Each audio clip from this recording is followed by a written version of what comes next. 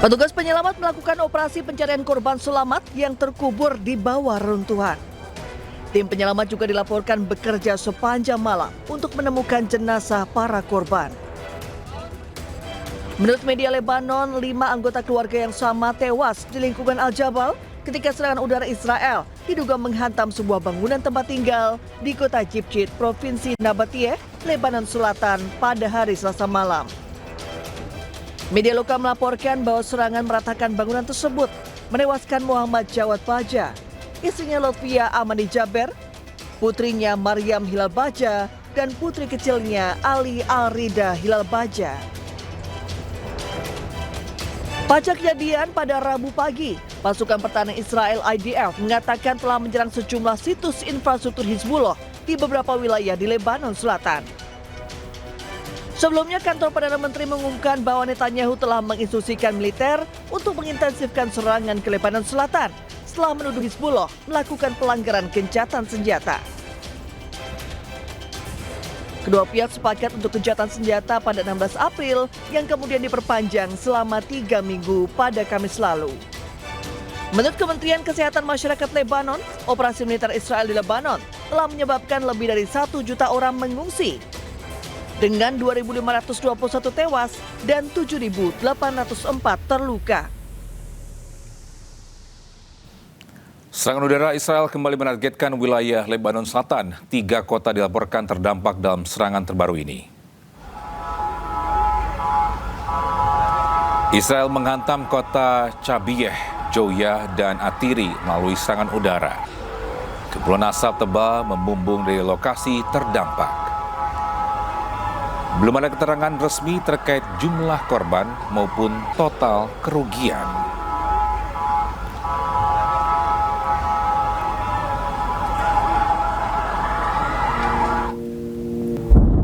Serangan udara Israel juga menyasar ke wilayah Atshid. Meski masih dalam situasi gencatan senjata, namun sejumlah wilayah lain juga dilaporkan menjadi target. Israel mengklaim serangan ini ditujukan untuk menghancurkan fasilitas milik Hizbullah.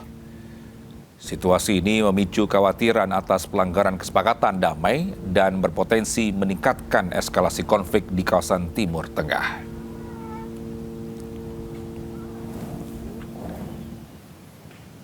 Duka mendalam menyelimuti Lebanon Selatan. Ada sebuah prosesi pemakaman berubah menjadi simbol pilu konflik berkepanjangan saat korban sipil kembali berjatuhan di tengah meningkatnya ketegangan Israel dan Hizbullah.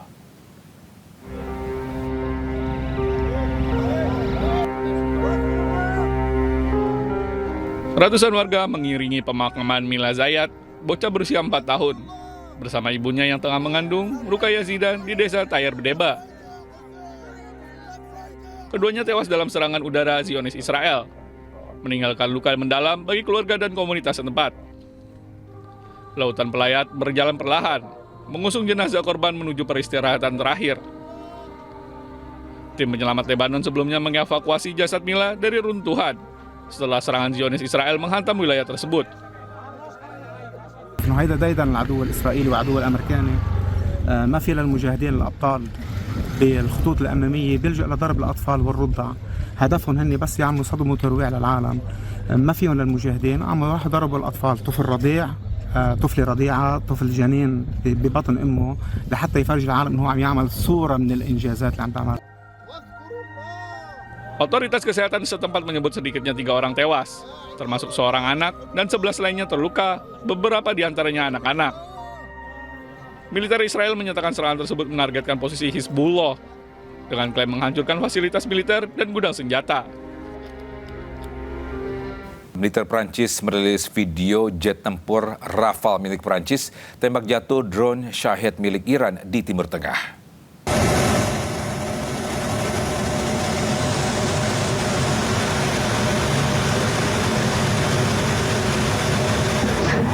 Pemirsa, drone milik Iran tersebut terdeteksi saat pesawat Prancis sedang beroperasi di kawasan Timur Tengah. Radar AISA RBE-2 Rafale mendeteksi drone Shahed saat terbang di kawasan Timur Tengah. Pada serangan ini, drone Shahid milik Iran jatuh dan hancur usai ditembak pesawat jet tempur Rafale Prancis.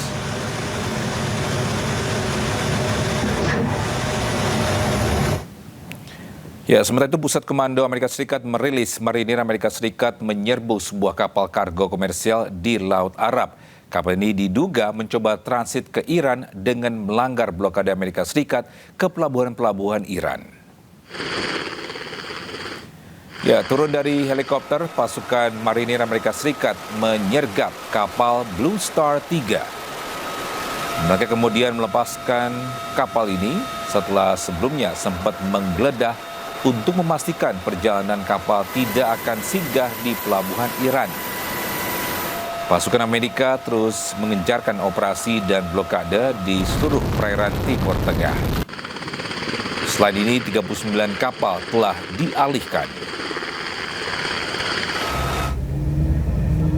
Ya, sementara itu Presiden Amerika Serikat Donald Trump ini mengunggah kembali sebuah video di akun media sosialnya. Video menunjukkan kondisi kapal-kapal tanker yang masih terjebak di Selat Hormuz. Video direkam dari sebuah jalan di pinggir Selat Hormuz.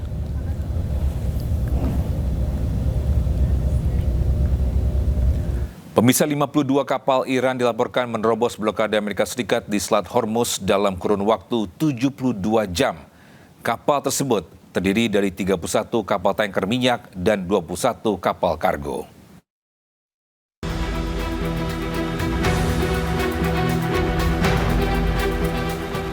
"52 kapal Iran dilaporkan telah melintasi blokade yang diberlakukan Amerika Serikat di perairan Iran dalam kurun waktu 72 jam. Dilansir dari media Timur Tengah Middle East Monitor, berdasarkan data pelacakan satelit, kapal-kapal tersebut termasuk 31 kapal tanker minyak dan 21 kapal kargo. Data pelacakan satelit tersebut mencakup 3 hari menjelang pukul 10 malam waktu setempat pada hari Senin. Sebelumnya, Korps Garda Revolusi Islam mengumumkan pada 2 Maret bahwa Selat Hormuz telah ditutup untuk lalu lintas maritim. Hal tersebut menyusul pecahnya perang antara Amerika Serikat, Israel, dan Iran pada tanggal 28 Februari lalu. Ya, Sekretaris Jenderal Perserikatan Bangsa-Bangsa PBB Antonio Guterres mendesak Amerika Serikat dan Iran untuk membuka lagi Selat Hormuz. Hal ini disampaikan pada pertemuan Dewan Keamanan PBB terkait keamanan maritim pada Senin kemarin. Since early March, the disruption of shipping through the Strait of Hormuz has struck at global energy security, food supplies, and trade. The Strait of Hormuz is one of the world's most critical maritime choke points. It carries roughly 1/5 of global oil trade, 1/5 of global liquefied natural gas, and nearly 1/3 of internationally traded fertilizers. Safe, unimpeded passage is an economic and humanitarian imperative. The economic shock has been immediate, and everyone is paying the price. Acute volatility in energy and commodity markets, surging transport and insurance costs, and the worst supply chain disruption since COVID-19 and the war in Ukraine. I appeal to the parties, open the strait, let ships pass, no tolls, no discrimination, let trade resume. Ya, bisa Iran menawarkan pembukaan Selat Hormuz dan ditundanya pembahasan soal nuklir. Dengan proposal yang ditawarkan, peneliti Asia Middle East Center Pizarro Ghazali Idrus menyatakan Iran ingin terjadinya perdamaian secara permanen. Kalau kita lihat ya, konstruksi politik luar negeri Iran sebenarnya, dia pengen bahwa perang ini tuh benar-benar berakhir, bukan sekedar gencatan senjata ya. Makanya dia pakai gaya kayak Pakistan segala macamnya. Jadi kalau kita lihat, ini Iran pun sebenarnya mencari agar kemudian terjadi kesepahaman antara Teheran dan Washington. Udahlah, kita nih perang sudah hampir 2 bulan, terjadi kontak senjata dan lain sebagainya, harga minyak juga naik, maka kemudian kami usulkan proposal baru. Dan ini juga menarik menarik nih Mas Vicky ya. Gaya Iran mengusulkan proposal baru, ini bukti dia tuh tidak ingin didikte oleh Amerika Serikat. Kan Abbas Araghchi dia langsung datang ke Pakistan tanpa ada perwakilan Amerika Serikat. Kenapa? Dia pengen berbicara secara langsung kepada mediator, merumuskan proposal yang memang genuine dari Iran yang kira-kira ini memang jalan untuk sementara itu bisa kesepakatannya itu disepakati dulu, yaitu terjadinya perdamaian permanen. Karena saya kira Iran itu juga udah lelah, dia negosiasi perang, perang damai.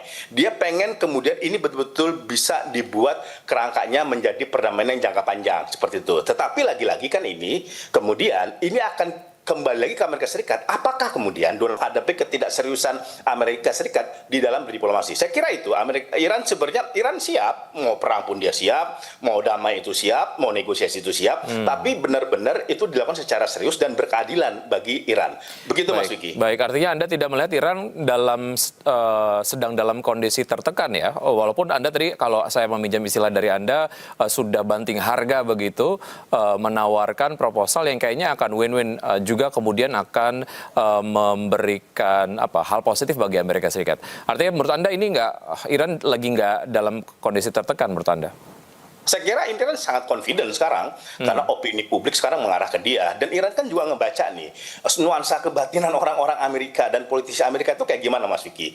Ini survei terbaru misalkan di Amerika Serikat itu menunjukkan hanya 26% masyarakat Amerika Serikat yang hanya menyetujui perang seperti itu. Itu kecil sekali, hanya 1/4 gitu atau mungkin kurang di bawahnya. Sisanya itu secara mayoritas 70% itu menolak. Dan jangan lupa Mas Vicky, akhir April atau awal Mei ini deadline akhir di mana dalam resolusi Kongres diberikan waktu perang itu 2 bulan. Setelah itu kemudian harus kembali menarik pasukan-pasukannya. Ini saya kira Amerika Serikat itu juga dalam tekanan. Ini kan sedang gambling dia. Kalau kita sekarang psikologi Trump itu 50% mau perang, 50% mau negosiasi ataupun diplomasi. Ini masih terjadi 50-50 gitu. Kenapa? Kalau dia kemudian negosiasi, menerima proposal dari Iran, memang secara citra dia kalah gitu. Tetapi secara ekonomi, secara militer dia tuh selamat, ya kan? Ekonominya tidak lagi kemudian tiba-tiba naik, ya tentara-tentara dia selamat, dan jangan lupa dia akhirnya tidak terjebak terhadap ritus perang yang sangat panjang. Nah, saya kira Iran itu melihat opsi-opsi ini. Tinggal kemudian ketuk palu mana yang sedang akan dilakukan oleh Trump, apakah kemudian berperang lagi atau kemudian negosiasi. Saya kira Iran siap segalanya. Yang tidak siap itu Amerika Serikat. Bahkan kalau perang lagi, Amerika Serikat itu juga bingung Mas Vicky. Itu mau perang pakai apa? Karena 50% sistem pertahanan udara dia, rudal Tomahawk, kemudian TSWID, rudal Patriot, rudal presisi, itu udah anjlok 50%. Penggunaannya itu udah kepake itu 50% gitu. Jadi dia nggak lagi dalam kapasitas full tank gitu 100%. Dan untuk membuat TSWID, rudal-rudal yang skala canggih ya, skala menengah ataupun jangka panjang, itu kan waktunya itu 1 sampai 4 tahun. Gitu. Itu kan nggak sehari semalam itu untuk bikinnya gitu. Sedangkan Iran kalau dia lebih siap, rudal balistiknya masih ada, hipersoniknya masih ada, militernya juga siap, kemudian garda IRGC-nya itu juga dalam posisi on fire, milisi-milisi dia sedang bisa diaktifkan di Lebanon, kemudian di Irak, di Houthi dan sebagainya seperti itu. Jadi saya kira memang Iran sekarang dalam posisi yang ya kalau bisa dibilang tuh kayak dia kan kayak jaga image gitu. Saya nggak mau didikte oleh Amerika Serikat. Ini proposal dari saya. Kalau Anda terima silakan. Kalau tidak ya kemudian kita bisa kembali berperang. Tapi kalau kita lihat dari point of view yang kemudian netral menyikapi proposal yang disampaikan oleh Iran ini, apakah ini proposal yang win-win untuk Amerika dan juga Iran? Problematikanya win-win bagi Amerika itu bentuk kekalahan Mas Vicky. Problematikanya kita memang memahami ini win-win solution, ini kan fair dong. Anda buka perang ini diakhiri, saya buka Strait Hormuz, kan fair, kemudian ada equal. Tapi bagi Trump win-win solution itu kekalahan bagi dia. Karena bagi Trump, konsep diplomasi Trump itu Iran itu harus menyerah, dia harus tunduk, dia harus mengikuti berbagai macam tuntutan yang kita mengetahui ada 15 poin usulan ya kan. Salah satunya menyerahkan uranium, kemudian ada Amerika Serikat juga punya hak untuk mengelola Strait Hormuz, tidak boleh lagi mengembangkan reaktor nuklir. Problematikanya bagi Trump win-win solution sekalipun itu bentuk kekalahan bagi dia. Karena Donald Trump udah kadung di depan, dia akan bisa merumbuhkan Iran, bisa mengalahkan Iran. Kan nggak mungkin dia udah mengklaim kemenangan, kok tiba-tiba negosiasinya win-win solution. Kan kontradiksi itu seperti itu. Nah ini yang kemudian kejebak ini, istilahnya Donald Trump itu udah masuk ke sebuah lubang nggak bisa keluar gitu. Jadi ada gengsi bagi Trump untuk melakukan win-win solution. Bagi saya tadi proposal baru Iran itu menurut saya udah cukup titik kompromi yang dilakukan oleh oleh Iran, dia mau membuka Strait Hormuz kan tadinya kan ditutup dan itu kan menjadi bargaining bagi dia gitu. Nah, tinggal kemudian sekarang bagaimana Trump menafsirkan ini proposal terbaru dari Iran. Kalau saya usul dan mungkin ya berbagai kalangan militer, saya yakin militer Amerika Serikat kemudian konsultan penasihatnya itu lebih memilih kemudian menerima proposal ini ya, ketimbang kemudian terlibat dalam peperangan. Melihat tekanan yang kemudian dialami oleh Amerika Serikat sendiri di dalam negerinya terkait dengan deadline dari perang yang kalaupun memang diperpanjang harus ada persetujuan dari Kongres begitu ya. Nah, bagaimana Anda melihat ini menjadi satu poin yang juga akan memberikan tekanan terhadap Amerika Serikat untuk menerima proposal yang disampaikan oleh Iran? Saya yakin ini bisa menjadi tekanan bagi Donald Trump ya, karena deadline-nya hanya tinggal 2-3 hari lagi, Mas Vicky, antara di akhir-akhir ini ya itu hanya tinggal beberapa hari saja. Tapi gini, jangan lupa dalam sejarah Amerika Serikat, pemerintah Amerika Serikat itu kadang tidak terlalu terikat pada resolusi ini. Contoh misalkan nanti Bill Clinton ya. Bill Clinton walaupun 60 hari perangnya itu habis di Serbia, dia tetap melakukan serangan itu kepada wilayah Serbia gitu. Dengan dalih apa? Ini hanya serangan yang terbatas, bukan full scale war. Jadi tetap bisa diakalin itu undang-undang resolusinya. Nanti kemudian juga Obama juga sama. Obama kan habis juga tuh jatah 60 hari untuk berperang di Lebanon melawan Gaddafi. Tapi toh walaupun 60 hari itu udah diketok, tetapi dia tetap perang dengan alasan apa? Kita cuma memberikan dukungan kok. Kita nggak di front line. Kita berperang di Libya juga sama NATO gitu. Kita tidak betul-betul perang secara total.